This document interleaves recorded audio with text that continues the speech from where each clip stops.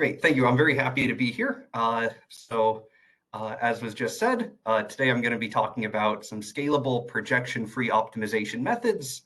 And really the motivation here is to give a general toolbox for ways to solve optimization problems that are arising in many, many different scenarios. So we won't have a single application of interest. So whatever optimization you personally care about, hopefully you can view the tool I'm describing as applying there. And I'd be happy to meet and chat about how to particularly connect it to a certain domain. But at the level of generality I want to think about, I'm thinking about constrained optimization. We're wanting to do something like minimize a function f. Maybe it's non-convex over a constraint set S, and maybe that set is non-convex. And to be scalable, at least the modern trend has been that we should do first order methods. They're much cheaper to iterate. And so the types of solutions we're usually looking for are like first order stationary points, which is what my picture there is roughly showing. That's where you'd want the negative gradient normal to the set S. So the steepest descent direction would take you out of the set. And the kind of applications that will show up throughout this talk, I really like 3D printing. In my background, you can see my office is full of 3D prints. There'll be many of my examples throughout, but this captures linear programming and quadratic programming, which have like polyhedral constraints, semidefinite programming, and classic ideas like that, as well as we'll have lots of types of regularization and other non-convex constraints that are more modern, show up more in data science settings.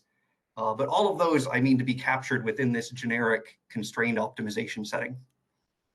So the basic outline for my talk, so that you can try to keep me a little bit honest on my time, although I usually don't meet my time estimates here. I'll take the first bit of time to talk about the computational model. What does it really mean to give a scalable method? What types of operations should we be allowed to use? And then to accomplish using this new scalable model I want to introduce, we'll need a new kind of duality that will come out rather naturally from our setup. Then we'll take a minute to do quadratic programming as a kind of example to make things concrete, say that everything here really is computable. And then at the end of the talk, I'll do things generically and deal with non-convexity and future works that we're currently doing. So the basic idea for these first order methods, we need some kind of first order oracle for how we interact with our objective function and our constraint set. So the usual kind of oracles that a lot of the literature uses. At 0th order, that would be like just evaluating your function. And I put in another kind of 0th order oracle here that's a little bit more expensive, and that's a line search. So if I tell you a direction G and I want to know, moving from X in that direction, minimize the function. That is a 1D problem. You could probably do some kind of bisection to find the minimizer there if it's convex. But I'll call that a 0th order oracle. It's a bit more expensive. On the size of a first order oracle, the classic idea would just be to take a gradient, linearize the function. Those are all the red lines shown in my plot. If you're non-smooth, you might not have gradients. So my notation here has this partial f. That means the set of subgradients. If you're not familiar with subgradients, that's fine. Just think the gradient, and it can handle non-smoothness. There's a common thing that is also usually considered a first order oracle, these proximal steps. So a proximal step takes your objective f, adds a quadratic function to it, and then minimizes that. Somewhat adding this quadratic drowns out all the higher order moments. The second order information and higher is now dominated by this quadratic. So minimizing this is kind of like a first order step. For simple enough f, you can compute this proximal step. But in general, it's itself an optimization problem. It's much more expensive. But some people like to call proximal operators a first order step. So I include them in my table here. Kind of mirroring this, the type of oracles for interacting with your constraints. At 0th order, you might want membership of your set. Tell me, is this solution feasible? And then the kind of line search equivalent would be to search on a one-dimensional line to find the boundary of the set. So what I have here is this thing called the Minkowski gauge, But really what computing this amounts to is if I give you this point x, and I've set up the origin to be feasible as the other part of our line segment, search between the origin and x to find the boundary of the set. You could do some kind of bisection to zero in on that point. So it roughly would just cost several membership oracle calls. The type of first order oracles that people tend to use, the simplest would be normal vectors, although very little research utilizes a normal vector oracle. But that would just linearize the set if you give me a point on the boundary of the set. It gives you my green tangent line there in the picture. The more common oracles that people use are either linear optimization. If I give you some g vector, minimize g times y over the whole set, or projection. If I give you some point, find the nearest feasible point. Those correspond to linear optimization over the set and quadratic optimization over the set. So they're themselves optimization problems like the proximal operator before. They're expensive when S becomes non-trivial. So the goal in this talk, I want to just use the simplest, cheapest first order oracles. I don't want to use any of the sub-optimization problem, kind of proximal or projection steps. I just want to take gradients of the objective and normal vectors of the constraint set. The kind of drawback is that to just use these weakest first order oracles, I'm going to need to use line searches pretty often. So at 0th order, I want the stronger one-dimensional line search kind of oracle. But my claim is that if we can get by with algorithms that just use these, we're going to be able to scale up to much harder problems than current methods can do. So the kind of current methods that I mean to be comparing against that are pretty standard is like a projected gradient descent at every iteration, move in the minus gradient direction and project back onto your constraints to stay feasible. You can add in momentum acceleration ideas and make these methods even better. Or doing something like Frank-Wolf, where you repeatedly take a gradient to linearize your objective and then minimize that linear version of your objective over the constraints and move a bit in that direction. So those require solving a subproblem every iteration. And so if S is complicated, then each iteration of this might have to do some non-trivial work. So even for really simple classic constraints, there's a really big difference between the cost of the algorithms we're proposing and the more classic ones that I just teed up. If you take a polyhedral constraint, if you want to check membership, this is defined by AX less than or equal to B. You just have to multiply A times X and check if it's less than B. If you want to do a line search, my claim is that it's also just something that requires multiplying A times X and has a closed form. If you want a normal vector to some polyhedron, you just need to find any one constraint that's tight and use the normal to that face. So you just multiply A times X and find a tight constraint. That's also just one matrix multiply. But if you wanted to do Frank-Wolf, you'd have to solve linear optimization over this. Or if you want to project, that's a quadratic program. So those are definitely fundamentally more expensive than matrix multiplication. So if we can keep ourselves limited to line searches and normal vectors, we're going to have a much better iteration cost for optimization over polyhedrons. If you go more general than polyhedrons and take a spectrahedron, so I have a few of those on the wall back behind me, but a spectrahedron is just given by this linear mapping A needing AX minus B to be a positive semidefinite matrix. Checking membership involves computing a minimum eigenvalue. Normal vectors come from minimum eigenvectors. But if you want to do any of the other problems, linear optimization or projection, those are semidefinite programs. So those are really quite expensive. Even if you take a really simple kind of spectrahedron, if you take the cone of positive semidefinite matrices, projecting onto that requires a full SVD. You need to find all of your negative eigenvalues and zero them out. Whereas to come up with our normals, you just need to find a minimum eigenvalue rather than needing the full spectrum. So even for more simple kind of constraints, there's still a decent difference between computing normal vectors and computing projections. So we have several standard kind of settings where if we can push our oracle model to just need normals, then we're really going to save something in the per iteration cost. So this work using these cheaper ideas is based on some existing papers by my advisor, Jim Reniger. But the key observation is that using these cheaper line search kind of oracles, we can use them to always maintain feasibility.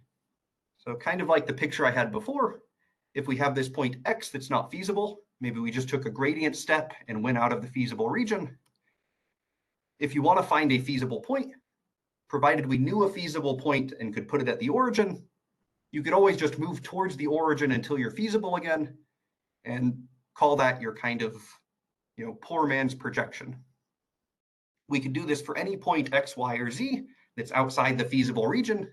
They all have a well-defined boundary point as you move back towards feasibility at whatever our known reference point is. Algebraically, this amounts to computing the Minkowski gauge. So the gauge is this function that's exactly what I defined the line search to be, but it's the function that looks like a cone whose level sets are just scaled copies of your constraint set S. And so what we're doing here is that evaluating this gauge tells you exactly how much to rescale your given point by to land on the boundary. So if we're at this point Y, coming up with the boundary point between Y and the origin is just computing this gauge, and the point is Y divided by the gauge. So our line searches will give us cheap access to this gauge, and I'd like to just use the gauge for my projections rather than orthogonal projection at every iteration. So as a aside, what this is going to mean is that we always have actually feasible solutions during our methods. Right? We always can find that boundary point. Other types of algorithms don't necessarily guarantee this. If you do some alternating projection kind of scheme, you'll converge towards being feasible, but never actually be feasible. The same with a lot of penalty Lagrangian kind of ideas. So if you're in a setting where you really care about being actually feasible, that's a nice benefit of the type of algorithms we're going to give here. But if you're fine with approximate feasibility, then you can ignore this slide. But we're always going to have these actually feasible boundary points immediately in hand. Okay, so that's the kind of computational model. Can I have a question for your previous slides? Yeah. Can you go back to maybe 2 slides? Here, one more. Yeah, here. Yeah. So first, so you always assume like origin is one feasible set in your domain, right? Right. So to make this notationally a bit easier, here the origin is feasible. I'll need there to be any one feasible point that's known. So if you know a feasible point, we can translate that to be at the origin. Right. Yeah. Okay. And another thing is, so like on the right hand side, you define this like y is given, and here is that because you assume y is not in this set S, or? So this definition would work just fine even if y was inside the set. So if I took y inside the set, what you're going to get is this gauge will be less than 1. So dividing by the gauge really moves you away from the origin. So the quantity y over the gauge, even if y was inside, will move away from the origin to land on the boundary. But okay, actually, I look at it from like the algorithm point of view. So even if like y is already in this set, you still want to find some point on the boundary or not? So it really depends on what your interest is. So it could be pushed to the boundary, right? Right. So you don't want to use this every iteration, right? So you shouldn't, right? People blindly use orthogonal projection and you just use it every iteration. Here, our algorithms will have to be careful because if optimal was inside the feasible region, I don't want to move to the boundary. Right. But computing the gauge would tell me the boundary point that's related to y, but I just don't want to move there. So our algorithms will have to be careful about that. I see. Okay, thank you. Yeah, that's a great point. Okay, so I want to use these gauges as our engine for what's a cheap thing we can compute for a whole range of constraints that are beyond what projection could manage. So the kind of thing that set me on this path, if you have a convex set S containing the origin, so maybe we've translated the set to put whatever point we know is feasible over at the origin. The original problem we have has hard constraints. right? So here I've defined this kind of indicator function. It's plus infinity on the set S and 0 outside the set. So its graph, looks like it kind of shoots up in this pillar on the boundary of S, equaling plus infinity inside and 0 outside. So that's one way to make an indicator function. It's not the standard one. And I want to relate that indicator that expresses membership to the gauge that's what we're assuming that we can compute. What we know is quite cheap to compute for polyhedrons and things like that. And if you stare at these two pictures long enough, you'll see that there's a bijection that takes you between these two pictures. So this mapping gamma here, which takes a point xu, so x is something in our variable space and u is like the height. So this is a point where we've graphed it. So given some x and function value u, I want to map that to x comma 1, divide everything by u. And my claim is that if you take any point inside this blue pillar, inside the blue cylinder here, and map it, you'll get a point inside the red cone on the right. So everything underneath the graph of the blue function is above the graph of the red function. And also the same outside. If you're outside that blue pillar, all of those points map to points underneath the red cone. And my arrow here goes both ways, because this thing is actually dual. If you apply this gamma mapping twice, you get back the original point. You can kind of see that because just looking at the last coordinate, u turned into 1 over u. So it works like a reciprocal in the last coordinate. So if I did this twice, 1 over u would turn into 1 over u, which is just u. And you can check that the x coordinate also revert back. It would get divided by u, and then it would get divided by 1 over u, and be back to the original value of x. So based on this idea, I want to build a bigger relationship between optimization problems. So to give this a name, I'll call this thing the radial point transformation. So give me any xu, I'll map it over to x comma 1 divided by u. Now to be careful here, I need u to always be a positive number because I don't want to divide by 0. And if I ever need to divide by 0, I want 0 and plus infinity to be like the limit objects. So 1 over 0, think of it as being like infinity, and infinity, 1 over infinity should be 0. So they're working like the limit objects of our space. If I want to apply this to a set, just do it element-wise. So in the picture I have here, we have a ball. My dashed line is at height 1. Since this works like a reciprocal, everything above height 1 maps below height 1. So this ball maps down to this ellipsoid, all less than height 1. And if you applied it again, the ellipsoid would flip back above height 1. So I want to use this to give a transformation between functions, lining up with what we had for an indicator turning into a gauge. So my idea is that if I take the epigraph of a function and transform it like this, epigraph meaning everything above the graph of a function, I can hope that that turns into the hypograph of another function, everything below the graph of another function.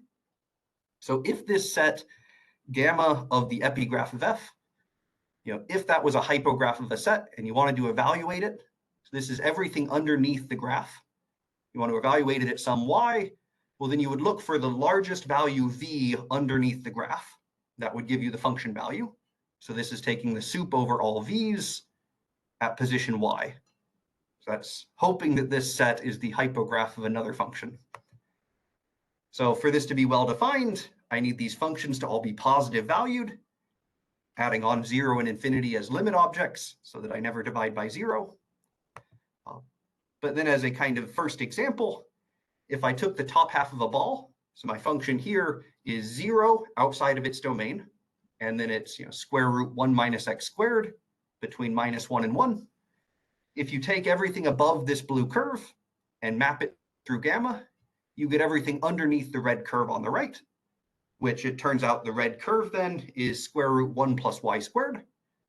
And this thing is dual. If you took everything above the red curve and map it, you'll get the top half of a ball. And so the transformation of the function on the right is the function on the left. Goes both ways.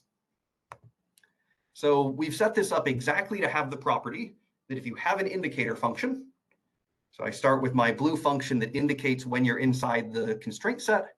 You run it through this gamma mapping, you'll get the gauge. And we set it up to be dual. So if you take the gauge and you run it through this gamma mapping, you get back the hard indicator function for your original problem. This duality works most of the time. So a function will be equal to its transformation twice, exactly if the function is star convex with respect to the origin and upper semi-continuous. So we always have that for our constraints, since here we had constraints that were convex and the origin was inside it. So it's definitely star convex, and upper semi-continuous is just kind of some regularity here that's not too important in most applications. So as kind of examples and non-examples for really what I mean by star convexity, the blue function on the left will have this duality apply. If you are sitting at the origin, you can see everywhere on the boundary of the function, whereas the green example is not star convex. Part of the function is hidden behind a different fold of the function. So I can draw that line that pierces through it a couple times. So as long as you're star convex, we're going to have this duality apply. And this carries over right away to give an optimization duality. So if you have this appropriate kind of star convex function f, if you wanted to maximize f, you could instead minimize its transformation. The transformation was looking like a reciprocal in the function value coordinate, so it makes sense that maximizing and minimizing flipped. And the solutions are directly related by this gamma mapping we're looking at. So if you knew the minimizers of the transformed problem, I can tell you the maximizers of the original problem just by running it through gamma. So we can right away replace any original optimization problem with this transformed, reformulated version.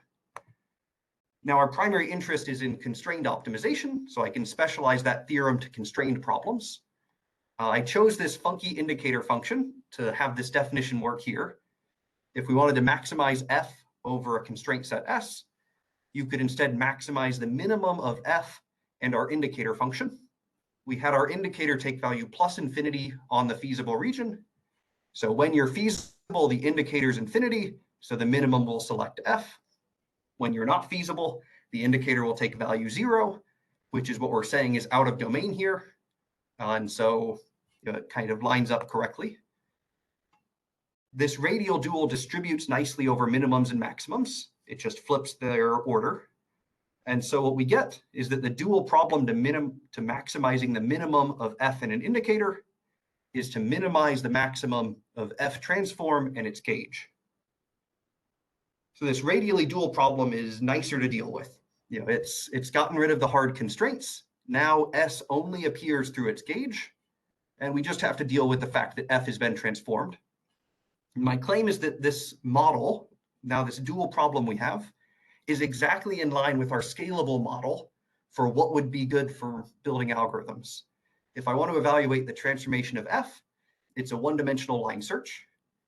We can check the definition that I moved up to the top right corner. It's taking some supremum over v of some condition about f.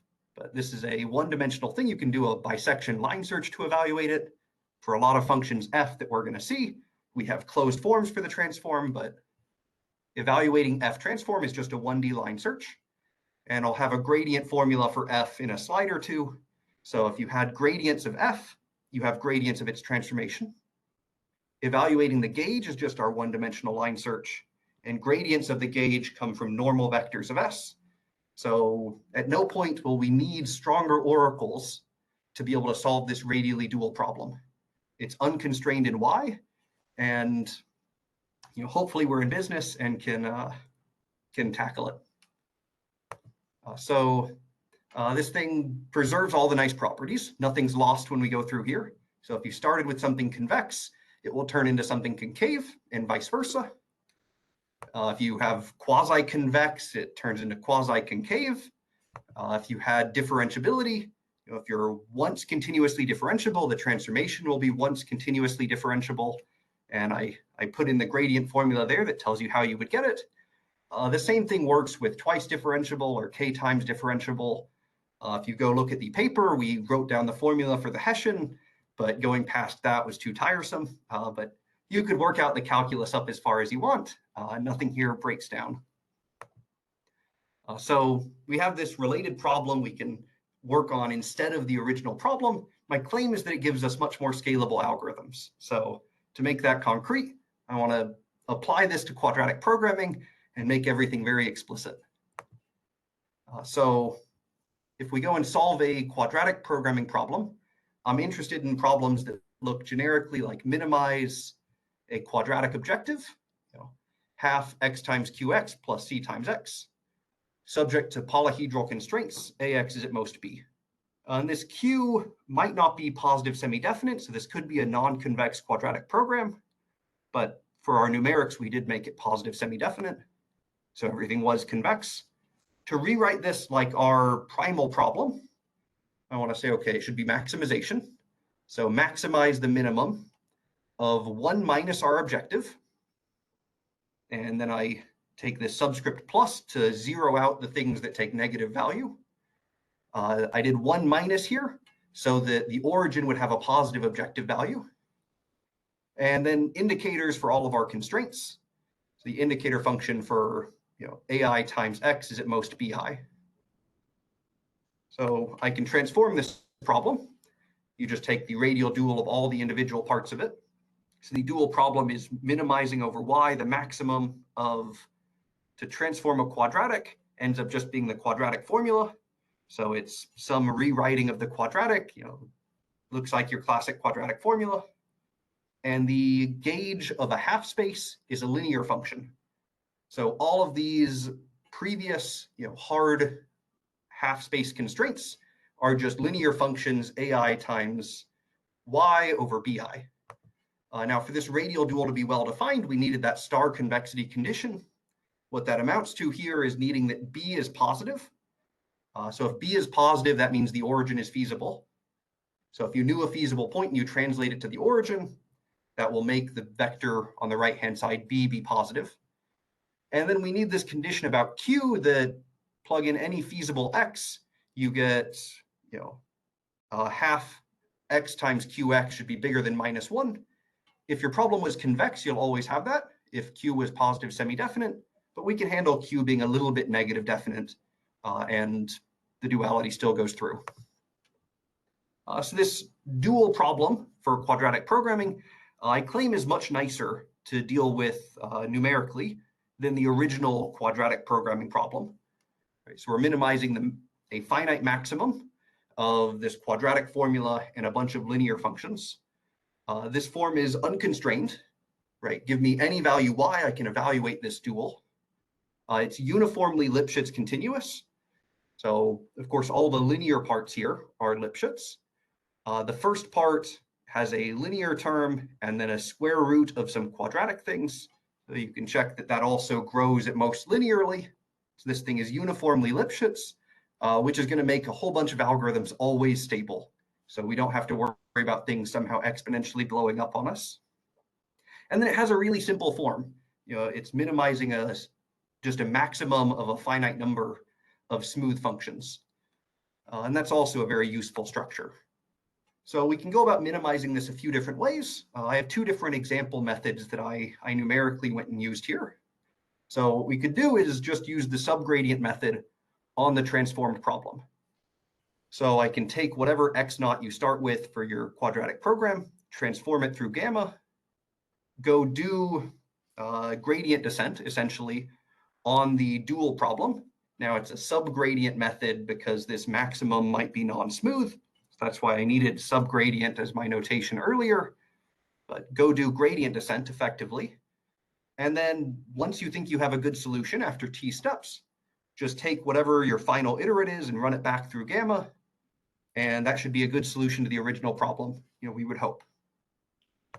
A slightly more sophisticated method using some ideas of Nesterov, as well as Beck and Tabboul, is some kind of smoothing idea that takes advantage of the fact that this is a finite maximum.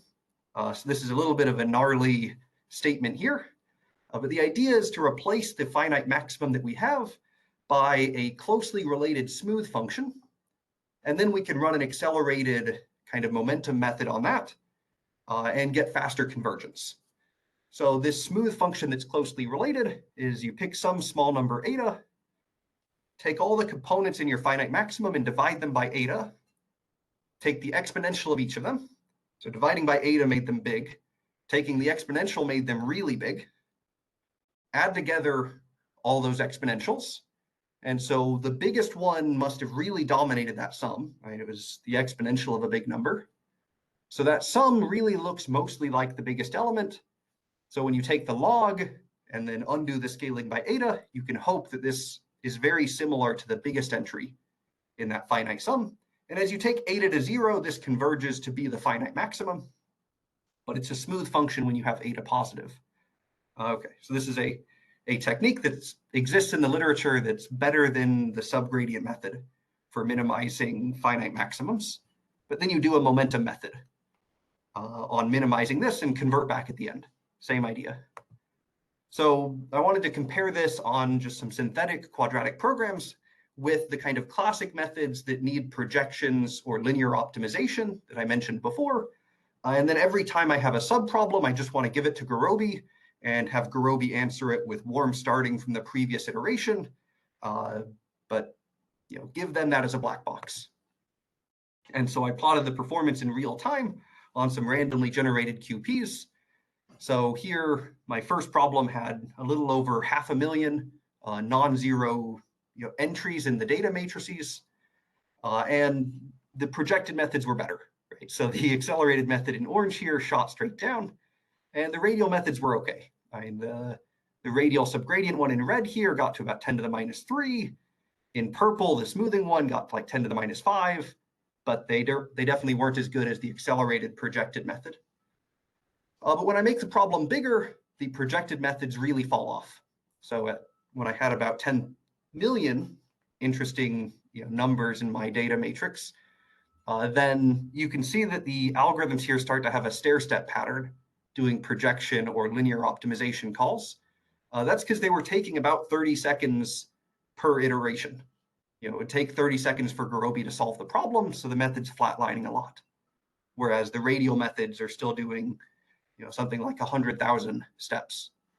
But we see that as we go bigger, the methods with more sophisticated oracle calls needed do not scale as well. The smoothing and subgradient methods keep performing similarly. Okay, so that gives us some motivation that these really do scale in an effective way. So if there are any questions, this is a good place for more of those. And then in the back half, I'll motivate how to do this more generally and deal with non-convexities and other fun stuff.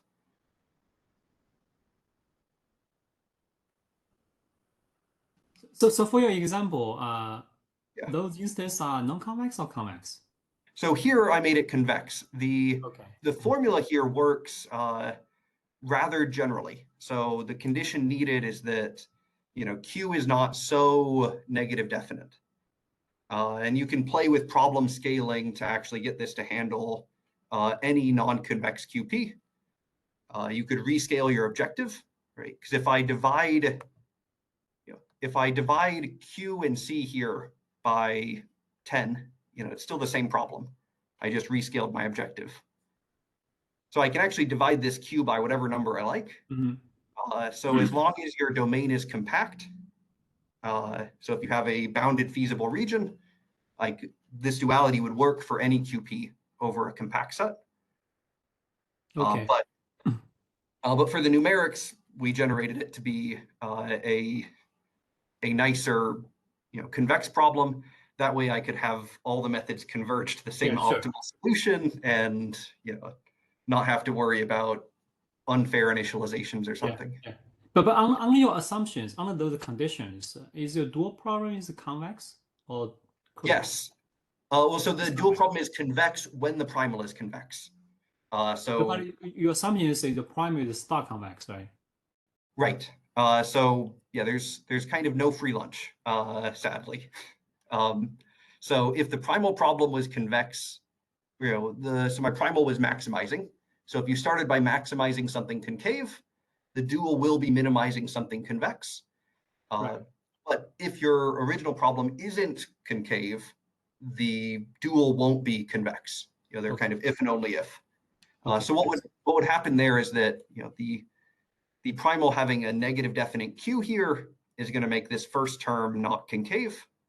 Mm-hmm. And a negative definite Q will ruin the first term of the dual and make it no longer convex.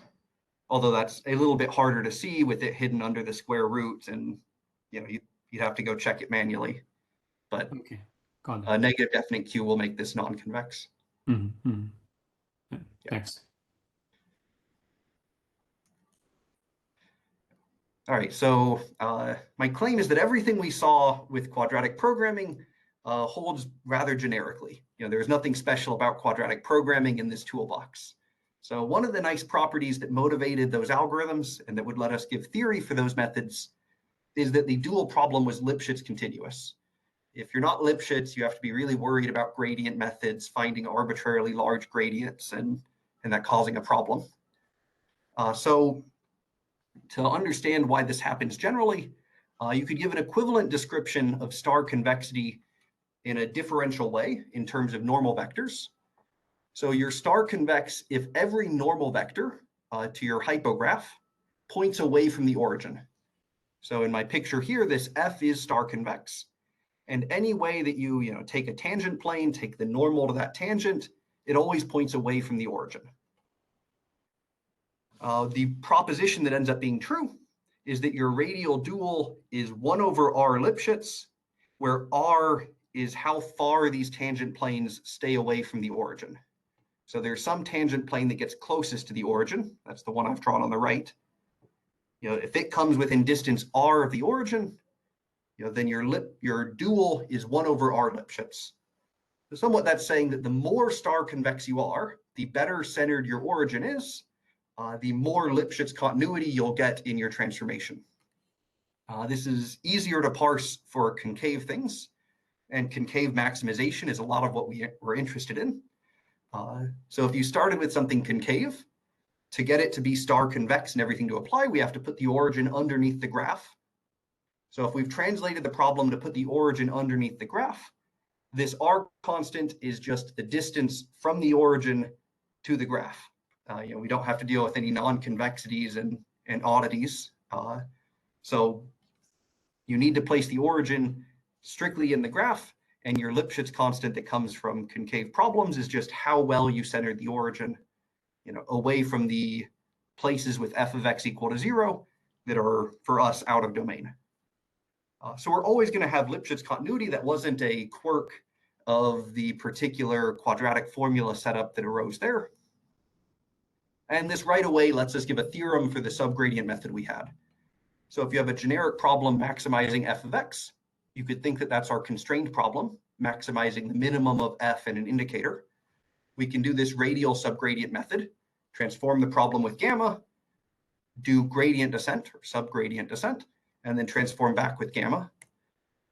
And the type of rate we get looks just like the classic projected subgradient method rate, except we never did projections. We only ever did line searches and normal vector computations. So what we have is that if you run t iterations, where t is at least the distance from your initial point to the optimal solution set, squared, over epsilon squared, and then this r constant for how well you centered the origin shows up squared. The classic subgradient method result, instead of r, would have the Lipschitz constant squared show up. But after that many steps, the average iterate has function value less than epsilon. And this looks just like the classic projected subgradient method theorem, but this would apply for polyhedral constraints, where r iterations would just be matrix multiplications, but projection onto a polyhedron is calling a QP. So it's the same theorem, but much cheaper in what it actually is saying to do t iterations of. Now we also can show how smoothness goes through here. I said before that if the original objective was C1, the transformation will be C1, so we don't lose continuous differentiability. You can carry that through to quantify how smooth something is. So a function is usually said to be L smooth if it has an L Lipschitz gradient. And if you start with something L smooth that has bounded level sets, then its radial dual is also order L smooth, where that big O there is hiding things about the size of the level sets and that R constant from before. So here, like my blue function on the left came from a Poisson regression problem. So it has some terrible logarithms that blow up steeply. But on the level set of things above height 0, it is a smooth function, although it blows up quite quickly. And so its radial dual is also a smooth function in proportion to how smooth the function on the left was. And so, this matches in our quadratic programming case. We had a quadratic objective, and it transformed into this quadratic formula, which happened to still be smooth, so we could still use acceleration ideas. And so we can use this to analyze the smoothing method from before more generally. If you wanted to maximize any function f of x that is convex and nicely differentiable over a bunch of linear constraints, then the radial dual is given by minimizing the max of your objective transformed, and all the hard constraints just become their linear gauge functions. So we have this nice dual form. We can take this log some exponential maximum trick. So divide all the parts of our max by eta, take all their exponentials and add them up, take the log. This gives us a good smooth approximation. So our generic algorithm would be to transform the problem, make the smoothing, run an accelerated momentum method on this smoothed objective, and transform back. We can show that this gets the same kind of guarantee that classically smoothing methods get that don't go through the radial setup. And so after about 1 over epsilon steps, when you set eta to be on the order of epsilon, you get your objective gap down to size epsilon. So this is better in the power of epsilon. The subgradient method needed 1 over epsilon squared. This method just needs 1 over epsilon steps to reach the same accuracy. So somewhat we should have twice as many digits of accuracy using this smoothing method. And indeed, if I pull up the experiments from before, we are getting about twice as many digits of precision, right? So the subgradient method in the first plot got about 10 to the minus 3, and then we got 10 to the minus 5. Or, it got 1.5 digits and then about 3 and change digits correct. So we've about doubled our precision numerically, and the theory supports that that is the improvement we should have gotten from this smoothing technique. So that's some good motivation. Now there's a kind of drawback in the way this smoothing method works. Here it's kind of reliant on having nice linear constraints. So it took me a bit of time to figure out how to do this without restricting to polyhedral linear constraints. And so the more general idea that we were able to work with was smooth and strongly convex sets, which are surprisingly, I think, underexplored in the optimization world, despite being really common. So a set is beta smooth if every unit vector n gives a ball that inner approximates the set. So here I have a p equals 3 norm ball. And any point on the 3 norm ball, you can draw a ball inside that smoothly rolls around. That's like smooth functions are well approximated by quadratics above everywhere. Complementing that definition, a set is alpha strongly convex if you can always draw a ball that approximates the set from outside. So my example on the right is a 3/2 norm ball. So a 3/2 norm ball, you can always fit a ball outside of it, so it's never very flat. Now it turns out that you can't fit a ball outside the smooth example, and you can't fit balls inside the strongly convex example that I have here. But if you do a p equals 2 norm ball or ellipsoid, you can do both. So that's the middle example. That set would be smooth and strongly convex. All right, so these mirror what goes on with smooth and strongly convex functions, giving quadratic approximations, just in terms of sets. And so if you take any p norm ball with p between 1 and infinity, those are all either smooth or strongly convex with both properties at 2. You can see that shelf up behind me. The same is true for Schatten matrix norms.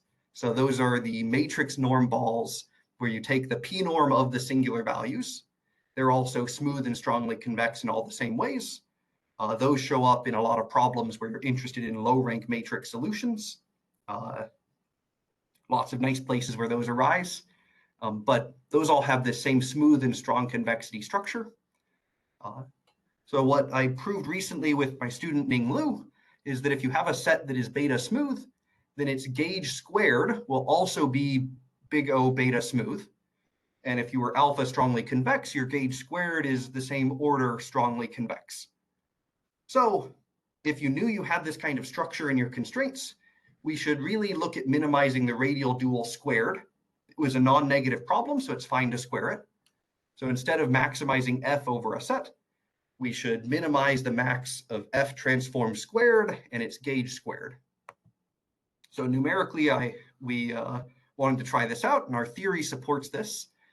So the kind of convergence rates that we got if you were minimizing a smooth function over a smooth set or strong convex are exactly the same rates that you get if you used orthogonal projections.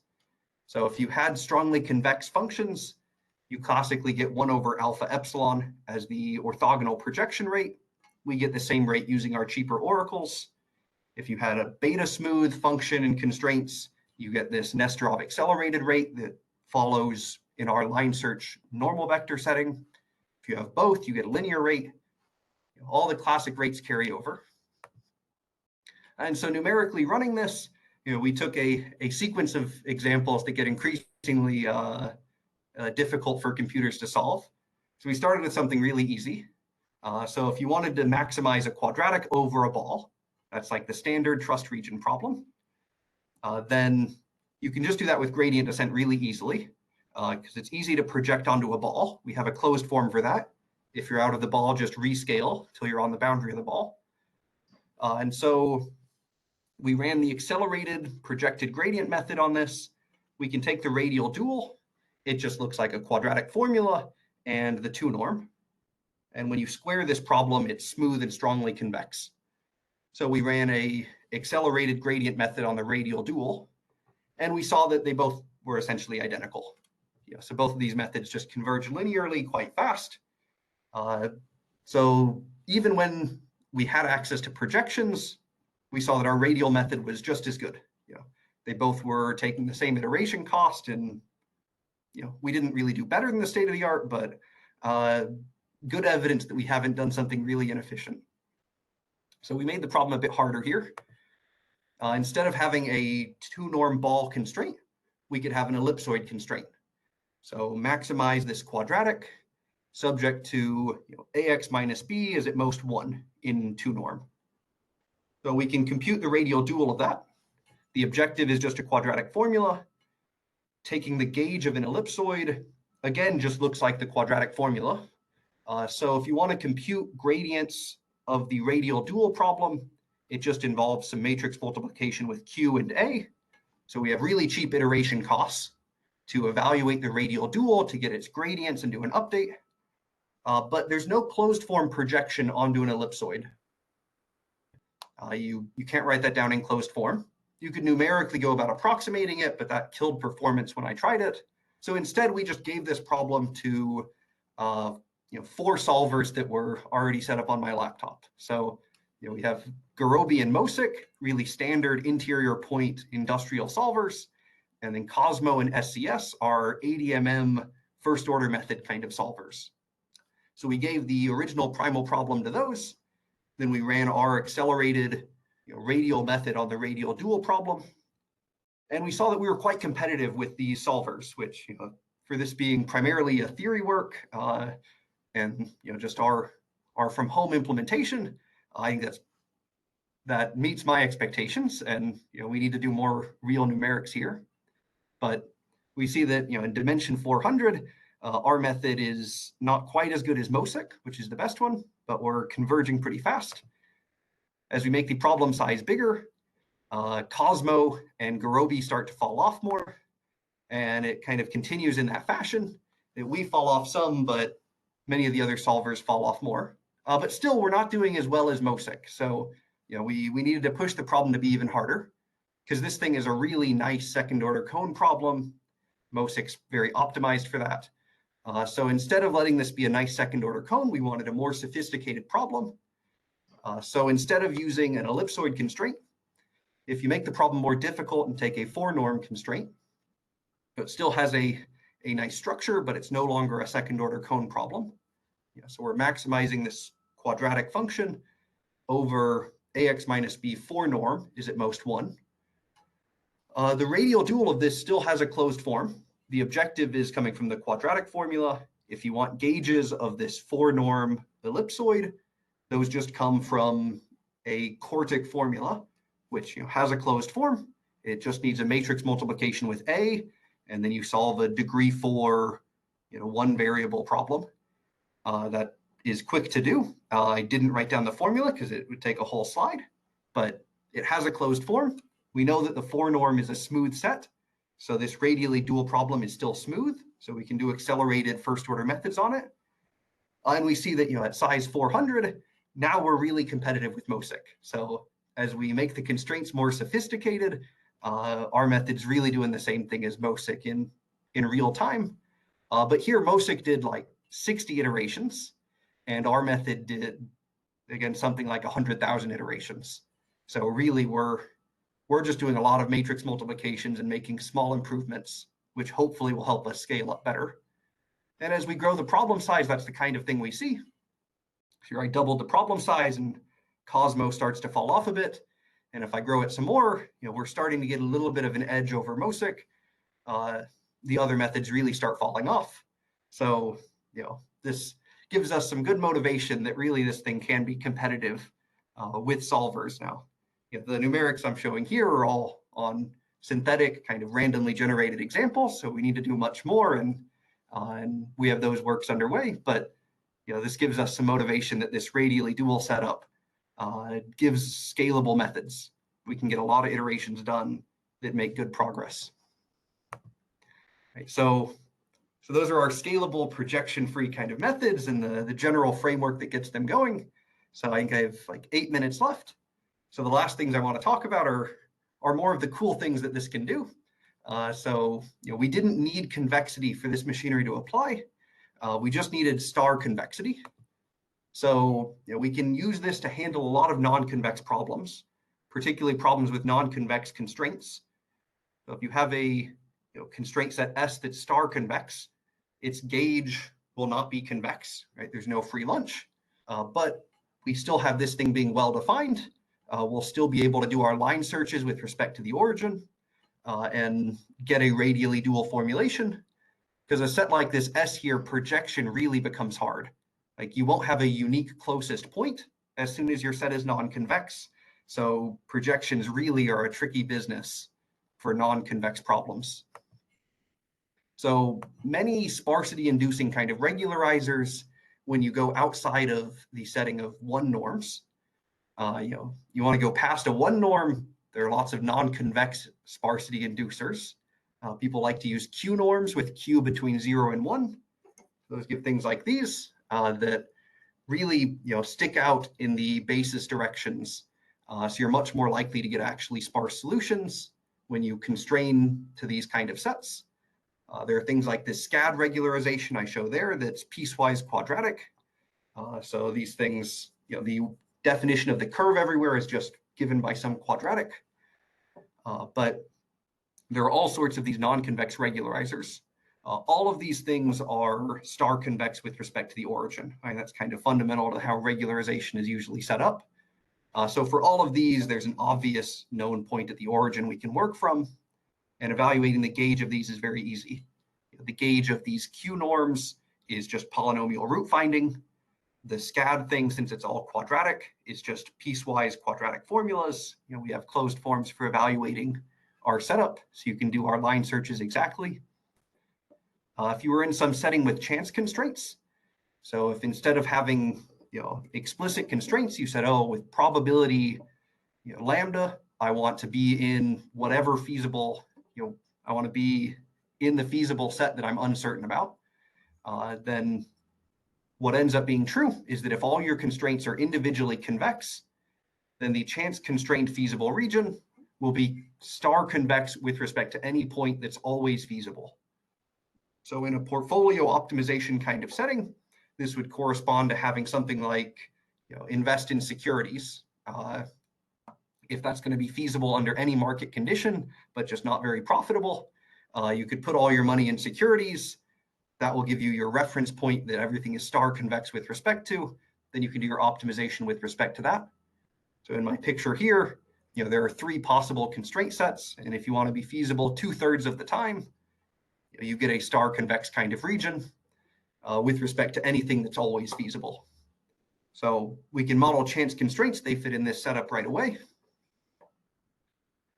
As a goofy kind of example, maybe I'm a bit short on time. In combinatorial optimization, there's a nice max cut problem that famously Gomans-Williamson have this spectrahedral approximation for. So you can phrase this as a matrix optimization problem, where this set in red here is this exponentially complicated linear program that corresponds to these NP-hard combinatorial problems. There's a famous Gomans-Williamson spectral approximation of this set. Along with the proof of that, there's this inner approximation that's defined in a trig fashion that could be non-convex. So very recently, a paper showed that this inner approximation that's non-convex is star convex with respect to the identity matrix. So we're currently playing with how to do optimization over this inner approximation that comes from these famous max cut problems using gauges of the inner approximation, since we know the identity is a nice point in the middle of that ground set. Okay. And then my last example here with things being non-convex is just I want to illustrate that star convexity is much harder to break than regular convexity. So if you had a typical kind of learning problem where you want to maximize performance over all your samples, if each of these f's is star convex with respect to some common point, then the average of your performance on all the data is also star convex. But that's true with convexity. If you average a bunch of convex functions, it stays convex. But star convexity stays true if you do a lot of other operations. So if you want to drop out t data points that are outliers, so maximize the performance on the best s minus t data points, that thing will still be star convex if each of the underlying functions is, although convexity would surely be broken. You can also do things like take the median. If you want to maximize the median performance, that's star convex if all the components are, but taking the median would definitely not be convex anymore. So a radial duality would apply to any of those and give you an equivalent problem. Now the problem will still be non-convex, so it's still a hard problem, but you'll get an equivalent formulation that would take you away from needing projections and instead just rely on gauges. So a few directions we're currently working on, although I'm almost out of time. We need to have more optimized implementations. And my numerics here were just showing our indications that this seems to be an effective way to design algorithms. But surely we can design our methods better, and we can tune them and do better linear algebra, as well as give more ideal stopping criterias and optimality certificates for the original problem, because we want to solve the radially dual well enough that we're sure we had a good solution for the original primal. So we need to do the classic duality theory to carry those around. So those connections with the classic theory, I think this is really connected to some great gauge duality theory by Rob Freund, as well as there's been recently more perspective duality work like Michael Friedlander and a lot of folks out there. But I think there are those classic ideas to be connected to facilitate that kind of stopping theory. As well as one of the limitations that was kind of brought up earlier is that this setup, as I've described it here, really relies on knowing a strictly feasible point. So I'm currently working on implementations that get around this in 2 different ways. So these will hopefully be forthcoming before too long. But if you knew a different feasible point for many different constraints, one might hope that that's good enough to get something like this machinery to work. So if you knew points inside each feasible set, then when we do our line searches, they all go in different directions towards the known feasible point for each different constraint. That opens up a can of worms for how to deal with that, but we think there's some progress we can make that is a tractable way to get around needing to know one feasible point at the start. Or alternatively, we could do a 2-phase kind of approach like the simplex method and interior point methods all do, where we first run the method to find a good feasible point, and then we run a method knowing that feasible point to solve the original problem, there's some hope that a two-phase procedure would be good. So to wrap up and conclude, the main takeaway is that we have this radial duality, that if you have a problem with hard constraints and you're struggling to deal with those constraints, if they're increasingly sophisticated or numerous, then you could transform them into their gauges and have a formulation that just needs to access those instead of projections. So that can be done for whatever problem it is you're working on. We gave algorithms based on that kind of idea that only ever need to do line searches and normal vector calls. And those methods had really nice structural benefits that came from Lipschitz continuity kind of jumping out for free, and nice things with smoothness and strong convexity that gave good accelerated convergence guarantees. So thank you very much. This paper with gauges and accelerated optimization, my slides are a bit out of date. That one was posted, I think, 2 weeks ago. So not posted today. I need to put in the new archive reference there. But thank you very much.